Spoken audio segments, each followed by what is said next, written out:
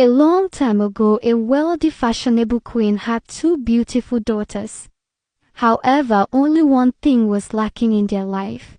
The princesses did not have a husband or a suitor.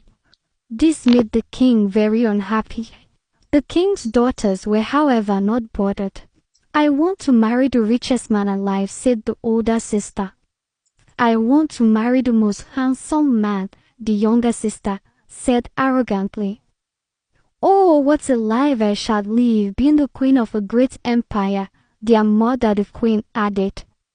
"My daughters will only marry anyone who can tell their names. That way, I will be sure they are marrying the wisest man in the entire land."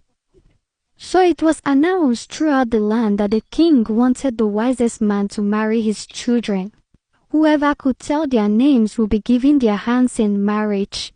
The rich and famous went with gifts to the palace to try, but they couldn't guess the princesses' names. No one ever called them by their real names. Everyone called them the princesses. Soon, every available man in the land had gone, but none of them could tell their names. So Okafor, a very old, crafty man in the village, decided he would give it a try. But before he went to the palace, he sneaked around the princesses, following them everywhere without their knowledge. Just when Okafor started to think there was no hope for him, luck smiled on him one day.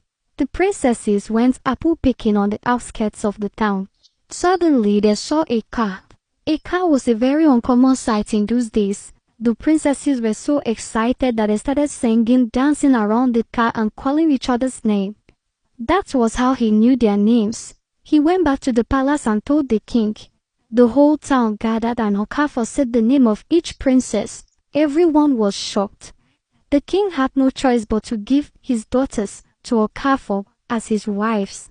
The princesses and the queen were extremely sad, but there was nothing anyone could do. On their way to Okafor's home, the princesses were so ashamed that they ran into the forest. From that day, no one ever saw or heard from the princesses again. The king and the queen were very sad. If only the princesses and their mother had known, they would not have been so arrogant in choosing their husbands.